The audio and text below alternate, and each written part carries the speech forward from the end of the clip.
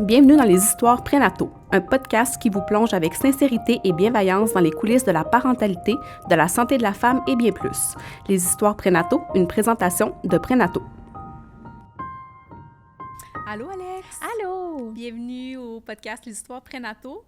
On vient de terminer une rencontre qui aurait pu se prolonger, je crois, toute la soirée, toute la nuit facilement avec Dr. Catherine Bouchard.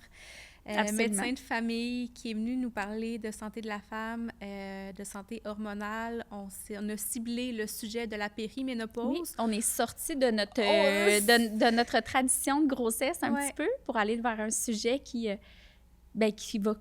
touche notre clientèle, notre auditoire ou qui va toucher ultérieurement.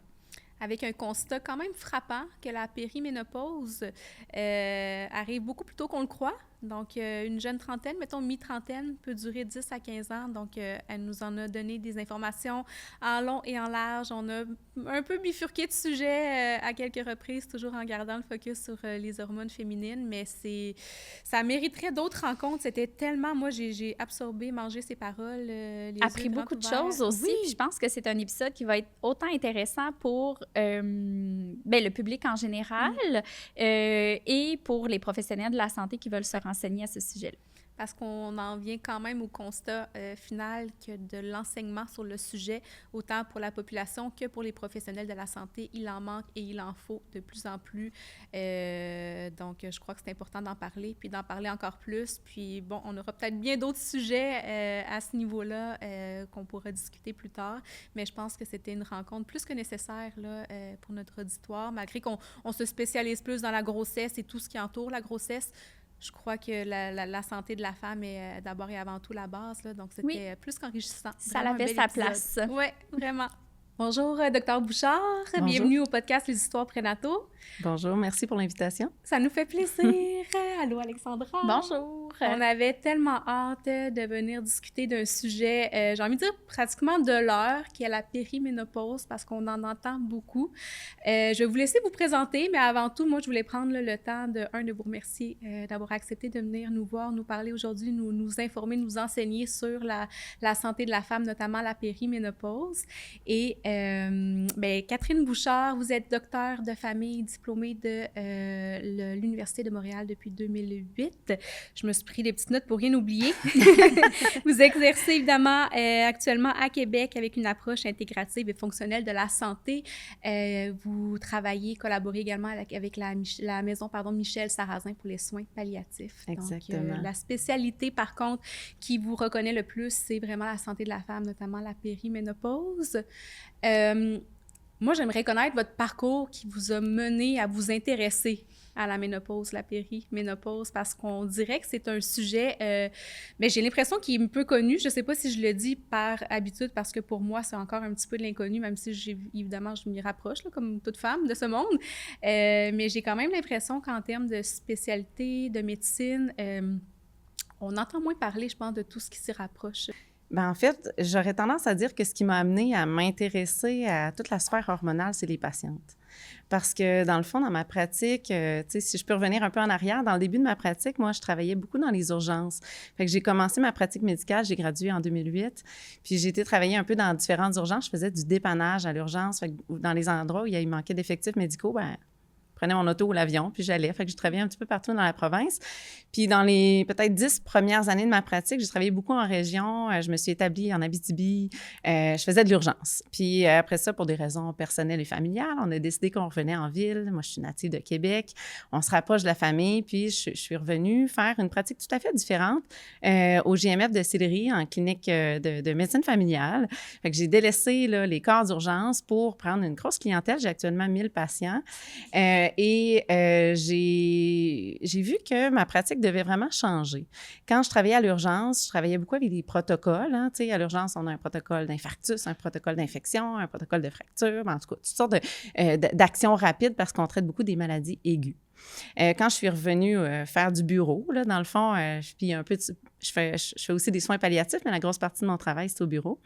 J'ai réalisé que dans toute la gestion des problèmes de santé ou des maladies qui sont plus chroniques, qui est un peu plus que ce que je fais au bureau actuellement, je ne pouvais pas travailler de la même façon que je travaillais à l'urgence. Parce que oui, ça a l'air bizarre à dire. C'est vrai que tu sais, on se dit, ouais, mais c'est clair qu'à l'urgence puis le bureau, c'est pas la même chose.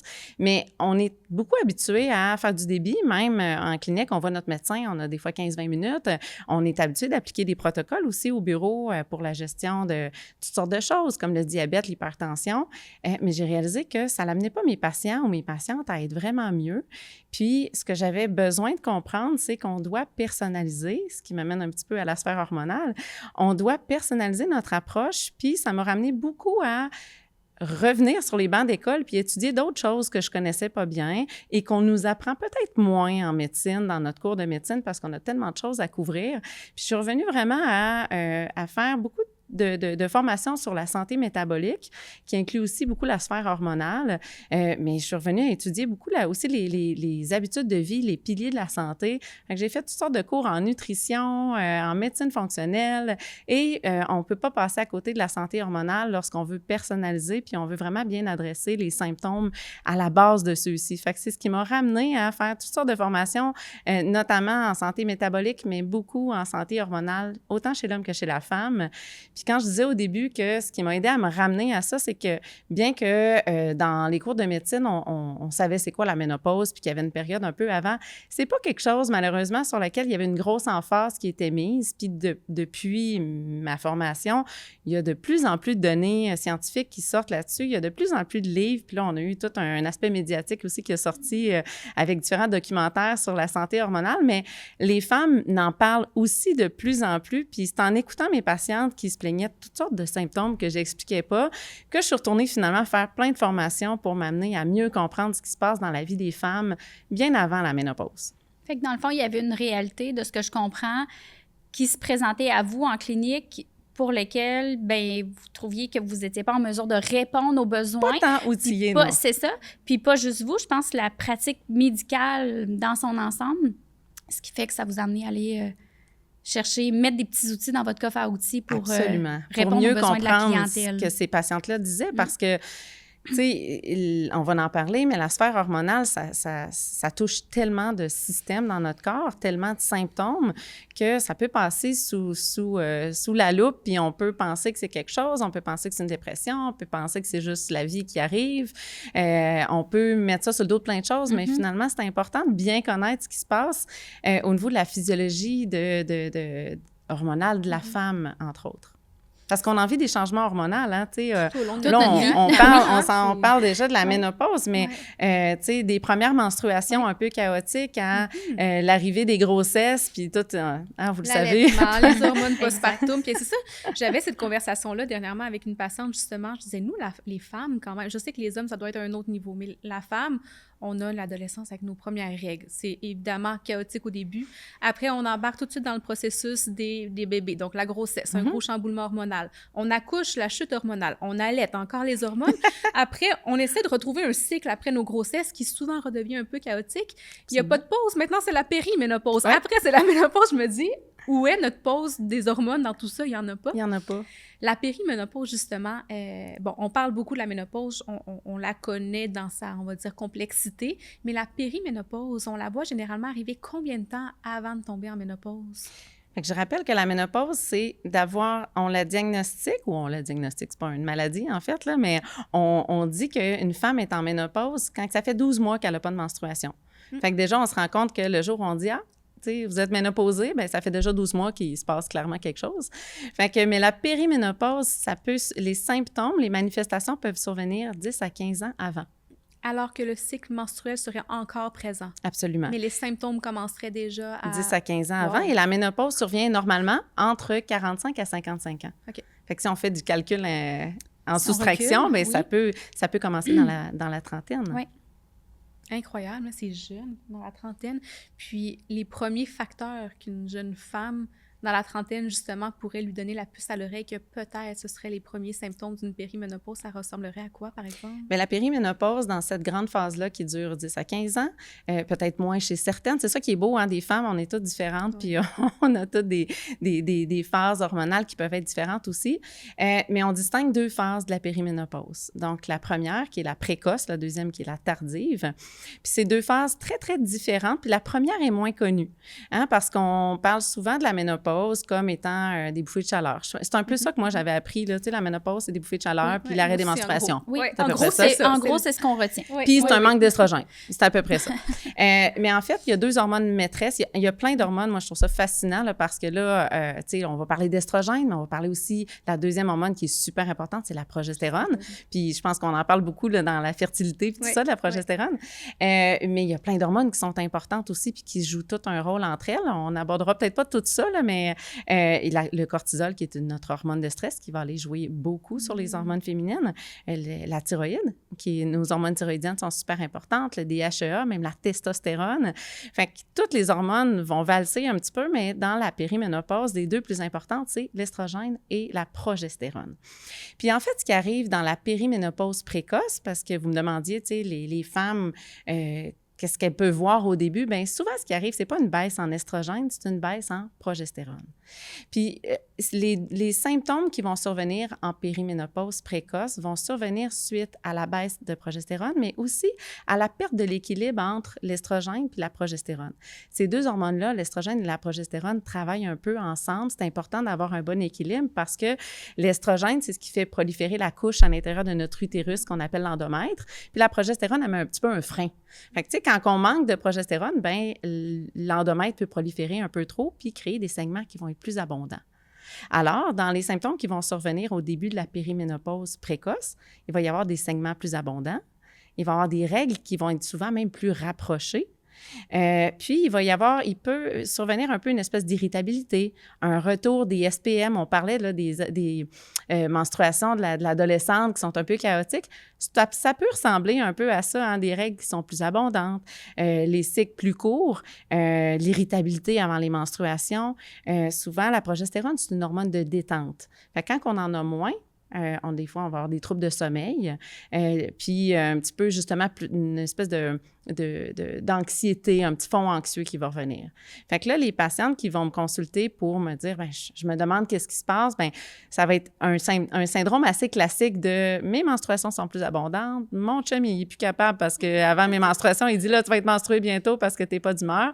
Ça peut arriver ou pas, là.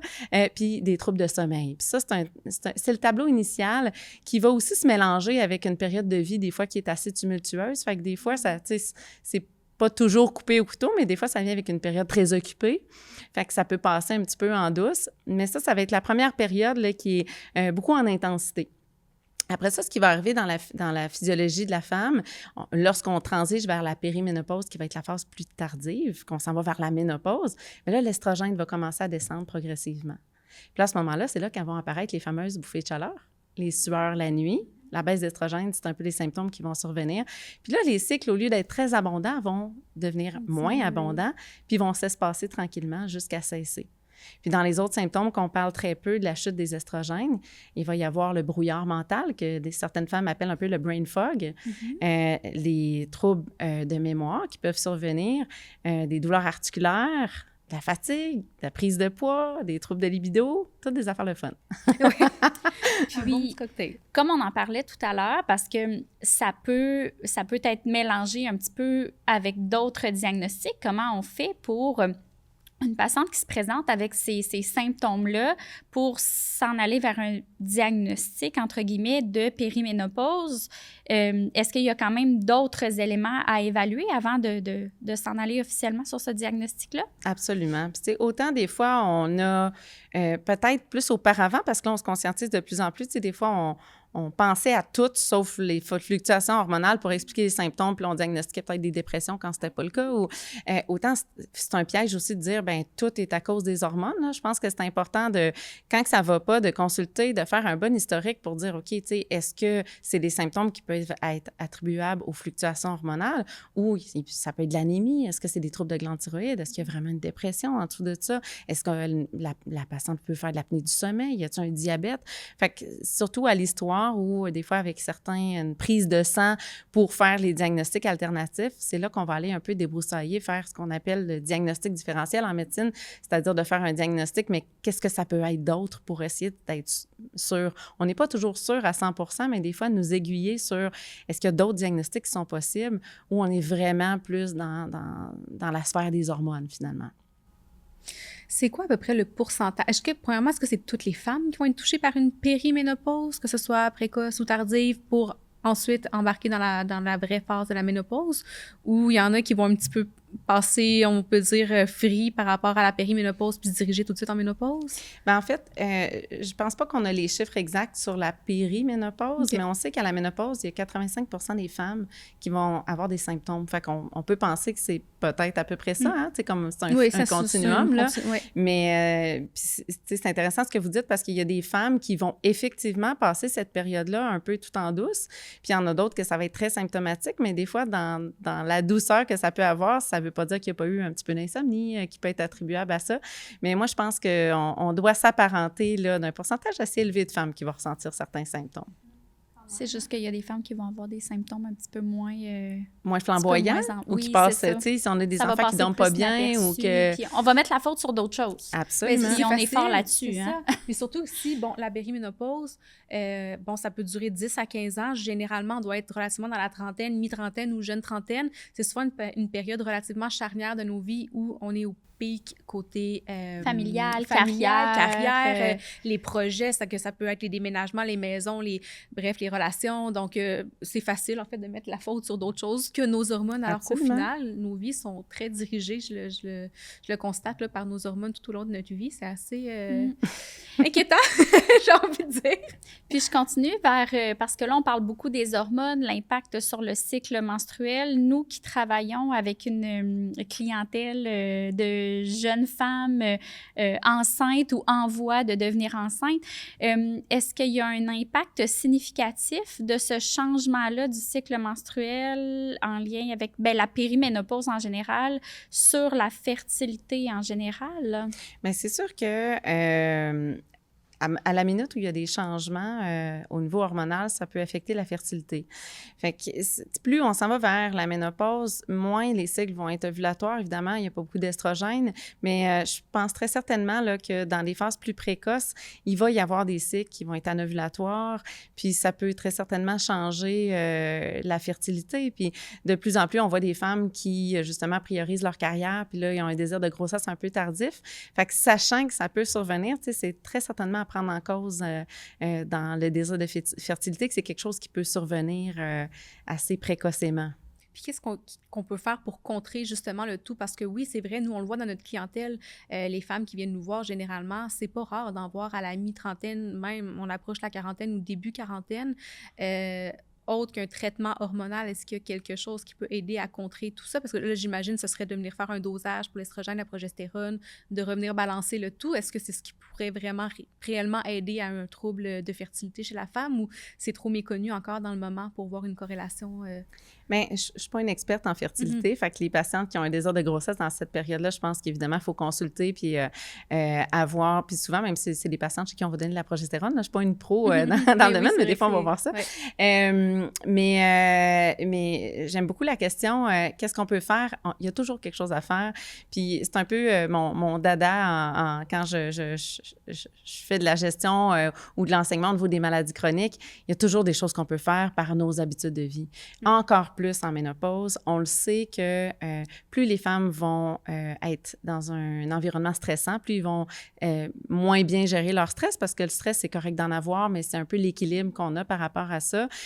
Plus ça va affecter la sphère hormonale, parce que toutes les hormones, en fait, les hormones féminines et plusieurs hormones du corps viennent toutes d'un même substrat, d'un même point de départ, qui est le cholestérol. Je ne sais pas si vous saviez que la grande majorité de nos hormones viennent toutes du cholestérol. Donc, si on sécrète trop d'hormones de stress, bien, ça se peut qu'on sécrète moins d'hormones féminines. Donc, c'est quand même intéressant de voir qu'il y a un lien direct entre ce que notre corps va générer pour alimenter son stress, puis nos hormones féminines, ou même chose pour les hormones masculines. Donc, la gestion du stress est super, super important dans la survenue des symptômes. Puis c'est pas rare qu'on va avoir des femmes qui vont avoir l'impression qu'ils commencent des symptômes en lien avec la périménopause, puis ils vont adresser leurs habitudes de vie, puis il y a beaucoup de choses qui vont s'améliorer. Donc, la gestion du stress, l'exercice physique, l'alimentation, et le sommeil aussi, c'est super important. Fait que des fois, dans les choses qu'on peut faire, c'est peut-être de revoir un petit peu notre mode de vie puis dire, est-ce que je dors assez? Est-ce que je pourrais prioriser un peu mon sommeil? Est-ce quelque chose que je peux faire pour ajuster un petit peu mes tâches, diminuer mon stress? Qu'est-ce que je peux faire au niveau de l'alimentation? Il y a toujours des choses qu'on peut faire soi-même. Puis en plus, ben là, si on est dans une phase de vie où on a l'impression que les hormones font un petit peu sont un petit peu désorganisées puis qu'on a un désir de grossesse, je pense que c'est important de consulter rapidement. Puis d'un point de vue plus médical, est-ce que vraiment, à part de changer notre hygiène de vie ou de maintenir une bonne hygiène de vie, l'améliorer, d'un point de vue médical, est-ce qu'il y a des traitements possibles pour la périménopause? Oui, parce que de ce que j'en comprends, ça peut être facile de se dire, OK, je suis peut-être en dépression ou j'ai un trouble anxieux, alors que finalement, c'était la périménopause. Mais est-ce qu'on est mieux de venir mettre un plaster sur le petit trouble anxieux, les symptômes, ou alors on est mieux d'aller plus du côté hormonal pour revenir balancer le tout? Ça doit être difficile quand même de jongler entre les deux, là, à savoir qu'est-ce qu'on fait. C'est-tu vraiment le trouble anxieux, un trouble anxieux qui prend le dessus sur la personne, ou alors c'est les hormones qui sont en train de prendre le dessus qui mènent à un trouble anxieux qui n'est peut-être pas réellement présent? Bien, en fait, je pense que c'est important de faire un bon questionnaire. Puis quand le tableau, il ressemble d'une périménopause, bien, on peut essayer des hormones, là. Il n'y a pas de problème avec ça. Puis je pense toujours que si on pense que la cause est hormonale, bien, la solution, bon, on a essayé d'optimiser notre mode de vie, mais c'est pas toujours facile. Tu sais, justement, si on a de l'anxiété, c'est pas toujours facile d'aller prioriser son sommeil puis de gérer son stress. Puis, tu sais, des fois, la vie amène des défis, là. Mais si, mettons, moi, je vais voir en pratique une patiente qui a des symptômes d'anxiété, puis en plus, elle a des troubles de sommeil, puis en plus, là, les cycles sont devenus un peu désordonnés, puis ils sont très abondants. Mais c'est clair que je vais lui parler des habitudes de vie, mais au-delà de ça, on va pouvoir envisager une supplémentation hormonale. Puis je trouve ça très valorisant dans ma pratique de faire ça parce que je vois les femmes revenir 3 mois plus tard avec le sourire, puis en disant « Mon chum vous remercie », tu sais. Je vais mieux, je suis moins irritable, tu sais. Puis entre autres, tu sais, puis pas juste ça, là, tu sais, je dors mieux, c'est extraordinaire. Il y a comme une espèce de bouffée d'air frais chez ces patientes-là, très symptomatiques. C'est assez impressionnant, l'impact. En 3 mois, exemple, comme ça, on peut voir absolument, un changement. assez rapidement. Puis est-ce que ça peut durer assez longtemps avant de retomber après dans une phase plus tardive, puis la ménopause? On peut se maintenir comme ça pendant plusieurs années? Bien, en fait, moi, souvent, ce que je veux dire aux patientes, c'est que, tu sais, le traitement de la ménopause, c'est un art parce que, dans le fond, tous les cycles, tu sais, dans le fond, vous le savez, là, tu sais, à chaque jour, chez une femme qui a des menstruations, les hormones sont pas pareilles. Il y a une fluctuation des hormones à tous les jours du cycle, mais en périménopause, chaque cycle va être différent, qui va nous amener finalement à ce que les 2 hormones, estrogène et progestérone, baissent. Donc, je leur dis souvent, le traitement de la périménopause, c'est un art, mais l'artiste, c'est la patiente, parce que c'est elle qui va se connaître. Fait qu'éventuellement, tu sais, souvent, on va commencer en supplémentant un petit peu avec de la progestérone, puis éventuellement, quand les bouffées de chaleur arrivent, on va donner un petit peu d'estrogène, puis tranquillement, pas vite, des fois, on va augmenter la dose, puis il y a des cycles, des fois, qu'elle va sentir qu'elle n'en a pas de besoin, puis tu sais, tout ça, ça se fait avec une belle relation avec le médecin pour pouvoir justement ajuster les dosages puis atténuer cette transition-là vers la ménopause. Fait que oui, il y a vraiment plein de choses à faire. Puis, à quel âge est-ce que c'est... parce que là, on parlait du 10 à 15 ans avant la ménopause, on parlait début trentaine, mais est-ce que c'est rationnel de penser que quelqu'un pourrait entamer une prise d'hormones dans la début trentaine si on a des symptômes de... Médicalement parlant, c'est quelque chose qui devient de plus en plus acceptable et réaliste? Bien, je dirais que début trentaine, c'est un peu jeune. Tu sais, souvent aussi, il va y avoir d'autres facteurs confondants. Puis, tu sais, comme je disais tantôt, ça va changer d'un cycle à l'autre. Fait que souvent, ce qu'on va voir, c'est que des fois, les femmes vont peut-être dire, quand ils vont finir par consulter, des fois, ça fait 3-4 ans là, que mon sommeil est plus léger, mais il y a des cycles, plusieurs cycles où ça allait bien. Puis, je dirais que début trentaine, je trouve ça un peu jeune. Je pense que ça mériterait peut-être une petite évaluation, à moins que tout le monde dans la famille de cette personne-là ont eu des menstruations une ménopause assez précoce. Mais fin trentaine, début quarantaine, c'est très envisageable. Là. Puis, tu sais, pour la périménopause. Pour la périménopause, ouais, exactement. Puis, en fait, je pense que, tu sais, faut s'adapter. Puis, tu sais, le but, c'est de pas non plus sauter sur les hormones tout de suite parce que ça va être fluctuant. C'est de se conscientiser aussi des fois que le point culminant de tous ces symptômes-là, tu sais, qu'est-ce que ça vient me dire sur ma vie, là? Est-ce que je brûle la chandelle par les deux bouts? Est-ce que... puis peut-être faire certaines réflexions, puis voir est-ce que je peux améliorer quelque chose. Puis finalement, bien, quand on se rend compte qu'il y a un bris de fonctionnement, quand il y a beaucoup de fatigue, tu sais, quand ça commence à teinter pas mal la vie personnelle, même familiale et professionnelle, bien, je pense qu'on est vraiment rendu là tu sais, pour envisager un traitement. Est-ce qu'il y a un point de vue héréditaire quand même présent? Si, exemple, la maman, la grand-maman qui aurait eu une périménopause, une ménopause plutôt tôt, dans sa fin trentaine, début quarantaine, ouais, il y aurait une... On pose tout le temps cette question-là, hein? Tu sais, dans votre mère, votre sœur, est-ce qu'il y en a qui ont eu une ménopause plus précoce ou même des fois tardive? Mais il y a aussi, comme je l'explique depuis tantôt, là, il y a aussi vraiment une composante qui est reliée au mode de vie. Là, on va voir les femmes qui vont, tu sais, travailler vraiment beaucoup, couper leur sommeil, tu sais, être super stressé. Souvent, on va voir une exacerbation de ces symptômes-là. Mais pour l'âge de la ménopause, il y a très certainement quelque chose d'héréditaire. Puis donc, on peut présager aussi que le début des symptômes de la préménopause, de la périménopause peuvent survenir aussi en lien avec l'hérédité. Ça n'a peut-être aucun lien, là, mais je me demandais, une femme, une jeune fille qui aurait ses menstruations très, très tôt, est-ce que ça peut avoir un impact sur l'âge à laquelle elle va débuter des symptômes de périménopause ou de ménopause? C'est une bonne question, mais je ne pense pas, mais peut-être que... tu sais, j'ai l'impression qu'il y aurait un lien entre la ménarche, les premières ménopauses, puis les premières menstruations, pardon, et l'âge de la ménopause.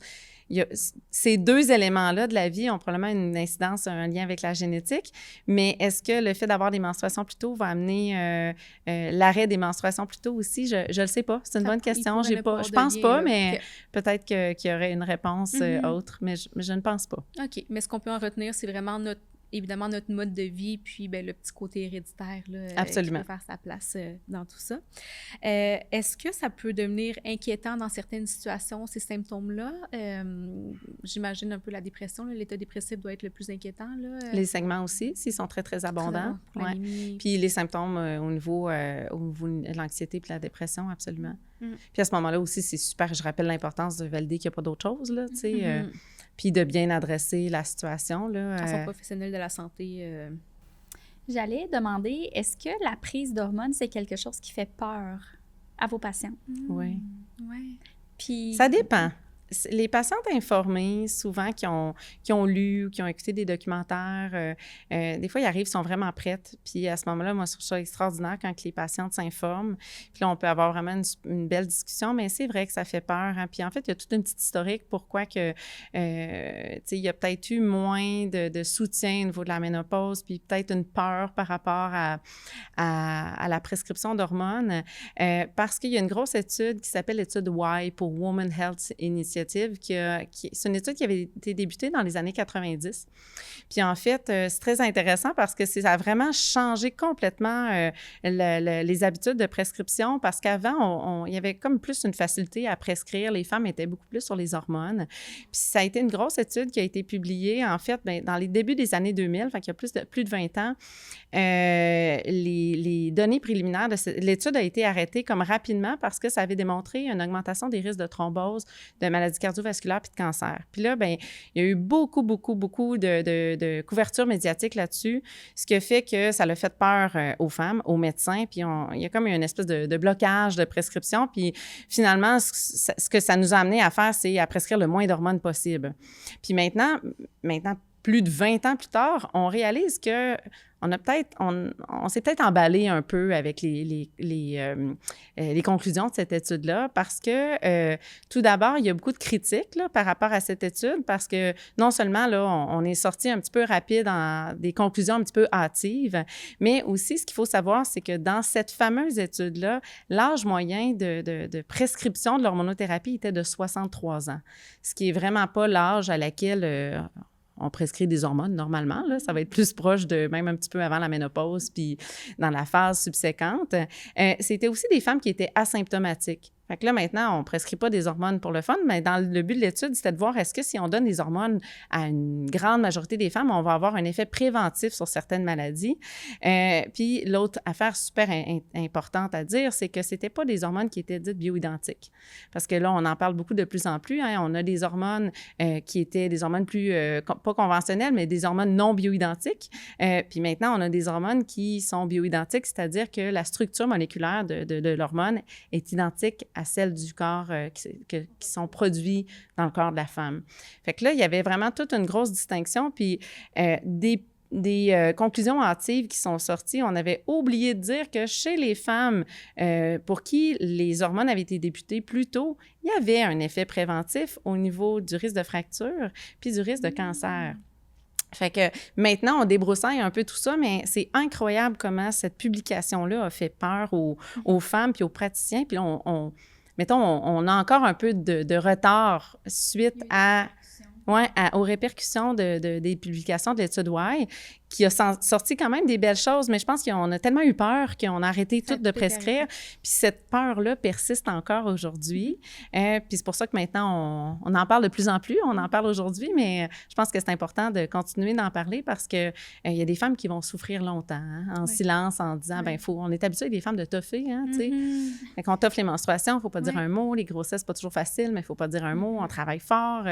Fait que c'est important d'en parler parce qu'il y a des solutions.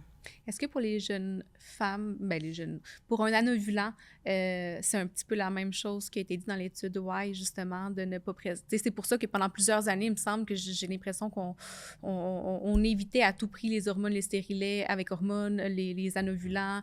Bon, maintenant, il y a les times, il y a plein d'autres choses. Là. Est-ce que c'est un petit peu dans ce même type d'esprit-là ou c'est sûr que l'étude Y a été publiée vraiment pour les femmes ménopausées. C'était pas la même chose. Fait que c'était pas la même chose, mais on a quand même eu d'autres études qui avaient publié des augmentations de risque au niveau des thromboses, mais c'est vraiment deux mondes séparés, mais ça a peut-être conscientisé les femmes aussi aux hormones, tu sais, à savoir est-ce que, tu sais, on dirait que des fois, on va un peu vite, tu sais, les jeunes femmes ont leur première menstruation, ils ont 2-3 boutons, puis on leur dit « Ah, tu veux-tu la pilule? » tu sais, puis sans trop discuter, puis je pense que c'est beau parce que les gens en général, les femmes encore plus, puis même les jeunes posent beaucoup plus de questions, tu sais, j'ai-tu vraiment besoin? C'est quoi mes alternatives? Puis on devrait toujours prendre le temps d'évaluer les risques et les bénéfices de tout ce qu'on fait, là, tu sais. Si je prends ce médicament-là, c'est quoi mes risques? C'est quoi les bénéfices que je vais avoir? C'est quoi mes alternatives?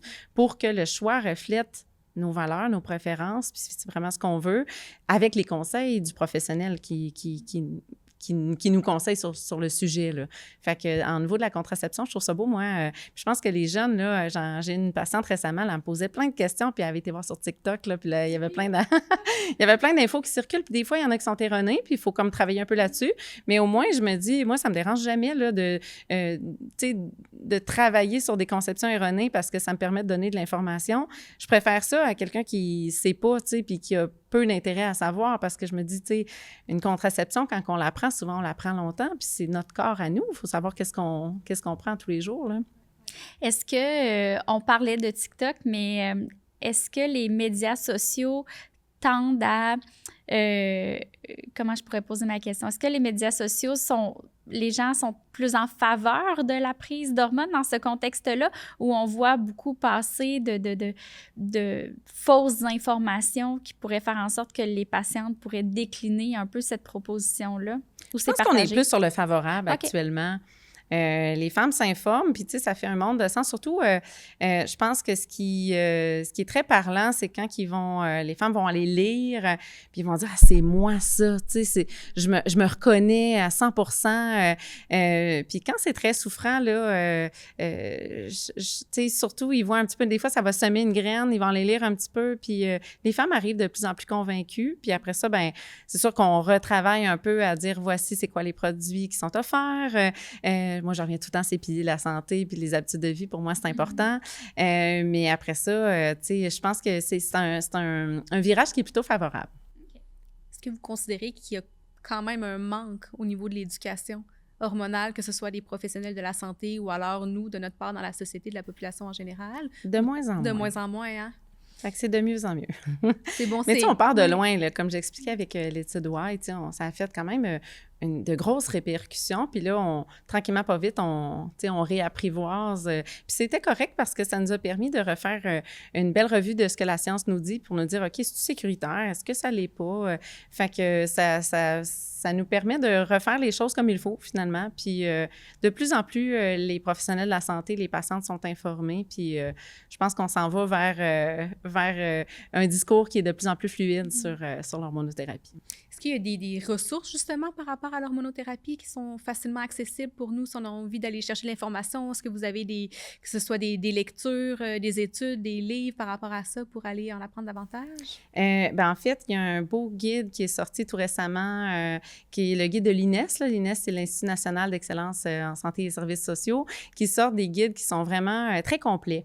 Puis l'INES a sorti récemment un guide, ça fait moins d'1 an, sur la ménopause, mais ça parle aussi de la périménopause, plus la phase plus tardive, mais c'est quand même assez... c'est très bien fait. En fait, il y a 3 ressources dans ce guide-là. Une pour les professionnels de la santé, mais qui est quand même accessible. Moi, j'ai des patientes qui l'ont regardé puis qui l'ont lu. Là. Il y a une ressource sur l'évaluation des risques et bénéfices qui a vraiment été super bien faite parce que c'est la première fois... puis je voudrais pas... Je ne mettrai pas là, 100% là-dessus, mais je suis pas mal certaine que c'est la première fois au niveau mondial là, qu'il y a une revue de littérature qui a été faite pour vraiment départager les hormones bioidentiques des non bioidentiques. Parce qu'encore à ce jour, il y a beaucoup de recommandations, même dans les sociétés gynécologues, qui utilisent encore une littérature qui est combinée. Puis là, maintenant, l'INES a vraiment départagé. C'est pas par mauvaise volonté, c'est que ça prend beaucoup de travail pour faire ça. Puis, il y a une belle ouverture des associations de gynécologues et tout ça, là, mais que la revue soit faite de littérature sur c'est quoi les différences entre les hormones bioidentiques et les non bioidentiques. Fait qu'ils ont fait vraiment un beau document super long et complexe, mais qui permet d'avoir de belles discussions sur si moi, j'ai déjà eu un cancer du sein ou est-ce que c'est quoi mon risque au niveau du diabète ou c'est quoi les bénéfices. Donc, ça va aller vraiment couvrir plusieurs sujets dans le bioidentique, dans le non-bioidentique, dans le fait de la prise. Est-ce que si c'est pris en comprimé ou si c'est en application cutanée pour l'estrogène, soit en timbre ou en gel? Il y a une différence au niveau de l'absorption puis des risques des risques ou des bénéfices qui peuvent survenir. Donc, puis la troisième partie des travaux faits par l'INES, c'est un guide pour les patientes. Puis ça, je trouve ça extraordinaire. Ils ont fait un super beau guide, vraiment clair et précis. Les gens peuvent aller se le procurer sur un site INES Ménopause. Puis là, on va avoir ce guide-là qui parle un peu aussi des symptômes. En fait, ça parle des symptômes de ménopause et de périménopause. Fait qu'à quelque part, on peut se retrouver là-dedans dans les symptômes qui peuvent survenir puis essayer de voir. Il y a un beau guide visuel là, sur une espèce de ligne du temps, quand est-ce que ça peut commencer. Puis ça replace un peu en fait, toutes les informations à la bonne place, finalement. Puis, il y a de bons livres. Il y a Dr. Sylvie Demers qui a publié un livre qui s'appelle « Hormones au féminin ». Il y a Dr. Champagne qui a publié un beau livre qui s'appelle « Le bonheur est-il hormonal ». C'est dans les livres les plus populaires, en fait, que les patientes vont aller lire. Puis, il y a toutes sortes maintenant de podcasts, puis il y a le documentaire de Véronique Cloutier qui avait sorti aussi, qui a suscité beaucoup d'intérêt, qui s'appelle « L'automéno ». Oui. On nommera justement là, les livres, les ressources, tout ça qu'on rajoutera dans le texte là, sous la publication du podcast parce que je pense que ça va être pertinent pour plusieurs femmes. Alex, est-ce que tu avais d'autres questions, d'autres oui, bien, en fait, question, je me doute un petit peu, mais en tant que, si vous aviez un conseil d'un professionnel à un autre professionnel qui est peut-être un petit peu moins à l'aise avec le sujet. Donc, ce serait quoi votre conseil que vous pourriez partager à cet autre professionnel de la santé? Premier conseil, je dirais d'être à l'écoute des patientes. Moi, c'est les patientes sur plusieurs sujets en santé qui m'ont vraiment amenée à me questionner, puis à aller re-questionner ce que je savais, puis mes pratiques, parce que des fois, ça devient un peu des routines ou des routines de pensée. On fait tout le temps la même chose, puis de bien écouter les patientes, parce que quand ils arrivent avec des symptômes ou certaines lectures ou certaines suspicions par rapport à leur santé, bien, c'est important peut-être aller creuser ça, puis même si des fois, on pense que c'est peut-être pas les hormones, mais c'est peut-être les hormones, là, parce qu'on parle des hormones. Fait que, d'être très à l'écoute parce que moi, j'ai beaucoup appris des patients. Puis, peut-être pour l'aspect plus technique, pour les autres professionnels, bien, là, je reviens au fameux guide de l'INES, là, mais s'ils ont des questions, c'est super bien fait. Fait que, des fois, on n'est pas trop à l'aise parce que ça, soit c'est un professionnel médecin ou infirmière ou quelqu'un qui peut prescrire ou pharmacien ou faire de suivi de prescription, des fois, on est moins à l'aise parce que c'est pas ce qu'on faisait. Mais là, les données sont là. Fait que c'est important d'aller lire, d'aller s'informer, puis pour pouvoir appuyer un petit peu puis se sentir plus à l'aise des fois quand dans peut-être quelque chose qu'on ne l'est pas finalement. Mais surtout, écouter les patientes. Puis, est-ce que ça nécessite quand même un suivi médical assez rigoureux quand on commence la prise d'hormones. Ça ressemble à quoi, le suivi? Souvent, on va faire un suivi à peu près 3 mois après, là, parce que ça peut prendre ce temps-là pour vraiment que les petits effets secondaires, souvent bénins, au début, s'atténuent. Puis après ça, bien, tout dépendant de la phase de vie, là, si c'est une périménopause précoce, tumultueuse ou plus tardive, très difficile, bien, des fois, je vais faire des suivis aux 3 mois pour s'assurer qu'on est bien aligné dans le traitement. Je vais surtout bien expliquer les symptômes à surveiller. Mais après ça, bien, souvent, ça file. Là. On va se revoir une fois par année ou je vais dire à mes patientes, bien, appelez-moi si ça ne va pas, là, pour faire des ajustements. Sinon, c'est que de maintenir la médication jusqu'à ce que la ménopause embarque, puis de réévaluer par la suite. Puis de réévaluer par la suite, c'est ça. Puis, pour le conseil que vous auriez à partager aux patientes qui se questionnent par rapport à ça, bien, j'imagine qu'on l'a vu un petit peu au fil de la discussion, mais tout le volet en lien avec les habitudes de vie, puis j'imagine que si les habitudes de vie ne font pas changer un peu leur questionnement ou symptômes, ce serait de se diriger vers un professionnel de la santé. On le sait, l'accès aux professionnels de la santé, actuellement, c'est pas tout le monde qui a accès à un médecin de famille.